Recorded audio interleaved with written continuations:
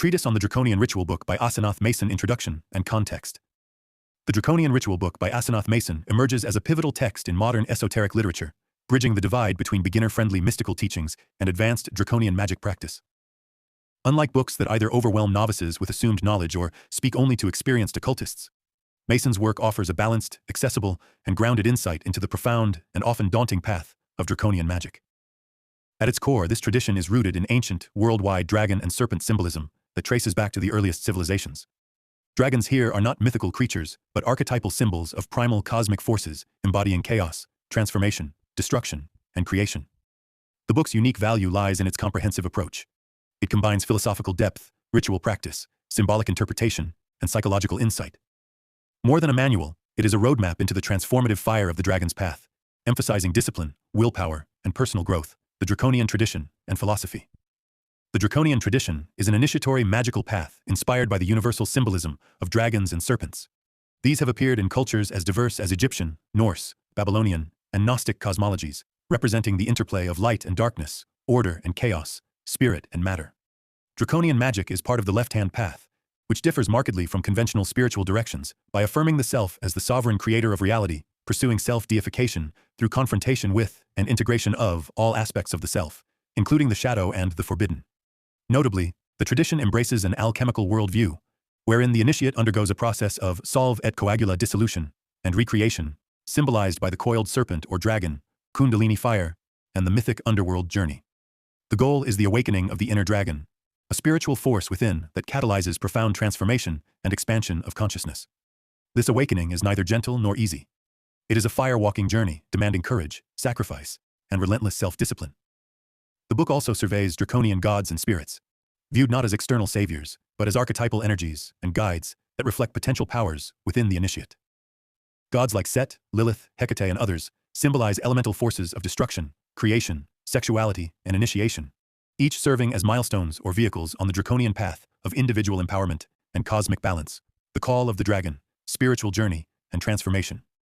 The book vividly describes the call of the dragon as a powerful, often unsettling summons to a path of transformation beyond mundane existence.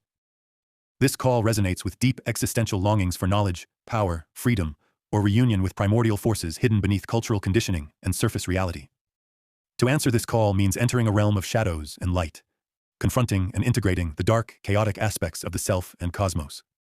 This journey is mythologically and psychologically represented by legendary figures such as Inanna, Faust, Lilith, or Sigurd, whose stories symbolize death and rebirth, pact and empowerment, and ultimate becoming.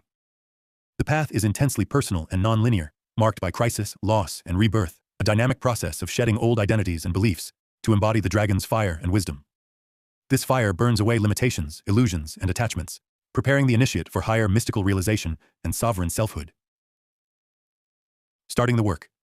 Practical Foundations. Mason delineates a clear framework for beginners, emphasizing the importance of foundational practices while warning against impatience or seeking superficial gains. The rigor of basic exercises, posture, breathing, meditation, grounding, ritual preparation builds the core discipline necessary for safely navigating the advanced rites and transformations that follow. Ritual is presented pragmatically, a tool for focusing will and desire, for manifesting intent through structured acts. Tools, sigils, words of power, and ritual paraphernalia serve as gateways to subconscious realms and align with particular spirits or energies, but remain secondary to the powerhouse of the initiate's own energy and will. This practical emphasis seeks to demystify magic, encouraging self-responsibility and personal experimentation as keys to genuine mastery. The path's work spans both the physical and spiritual, training the body as a vessel and awakening the kundalini, inner dragon, energy through various methods, including some controversial or edgy practices such as blood sacrifice and sex magic, which are contextualized as powerful but demanding initiatory tools rather than indulgences. Draconian ritual symbols and their meaning. Symbols form the lifeblood of draconian practice and understanding. Mason carefully explains the esoteric significance and practical use of central symbols like the Qliphothe star, the trident, the pentagram, and the eye of the dragon. These glyphs are not mere decorations but active codes of power, gateways to cosmic forces, and keys to unlocking hidden realms of consciousness. For instance, the Qliphothe star represents the shadowy realms opposite the Sephiroth of the Kabbalistic tree of life, places of chaos and potential empowerment. The trident symbolizes the path of Lucifer, a ritual key marking the initiate's ascent through darkness toward illumination. The inverted pentagram asserts the triumph of the night-side's power and the antinomian rebellious spirit of the left-hand path. The eye is consciousness's piercing gaze, opening thresholds between mundane and magical realities, merging masculine and feminine energies. Mason stresses the personal and evolving relationship with symbols, inviting practitioners to hone visualization skills, create unique sigils, and embody symbols in ritual postures and environments to deepen their mastery and spiritual connection. Interactions with Draconian gods and spirits. The Draconian gods and spirits are essential allies and initiators, embodying eternal archetypes and cosmic forces that catalyze the initiate's growth. Rather than worship or dependency, the relationship is mutual empowerment based on respect, dedication, and personal evolution. Engagement with these entities involves invocation, evocation, ritual, and ongoing dialogue, seen as a means to awaken latent potentials within the self. These entities are complex and multivalent, not benevolent helpers, but sometimes harsh, demanding, or destructive forces that reflect the initiate's psychology and cosmic reality. The book discusses several key figures like Hecate, Belial, Lilith, Set, and others, presenting their mythic and ritual roles alongside invocations to facilitate connection. The book underscores that these spirits will aid only those who bring sufficient strength and commitment, and that failure often arises from misunderstanding, disrespect, or lack of will. The path is one of continuous change, with supporters coming and going as the initiate progresses through stages and challenges. Challenges and rewards of the path. Mason does not sugarcoat the path's dangers.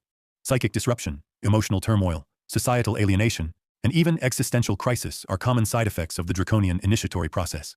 The path requires vigilance, emotional stability, and the ability to integrate darkness without being consumed by it. The dragon's fire both purifies and destroys. It expels illusions but demands sacrifice. However, the rewards are equally profound. Rapid spiritual growth, empowerment, gnosis, and eventual attainment of godhood or self-deification. The path leads to a unique form of freedom, sovereignty over one's reality, mastery of internal and external forces, and rebirth as a living embodiment of the cosmic dragon's power. The book serves not only as a guide to these trials, but also as a source of encouragement, advocacy for balance, and pragmatic advice to cultivate resilience and navigate setbacks with awareness. Conclusion. Embracing the Dragon's Fire, the Draconian ritual book, is both a gateway and a crucible. It invites readers to heed the timeless call of the dragon, undertake a rigorous path of self-transformation, and emerge transfigured from the flames of initiation. Mason's synthesis of myth, magic, psychology, and practical instruction makes this work a fundamental resource for contemporary initiates seeking a serious and authentic engagement with the Draconian left-hand path.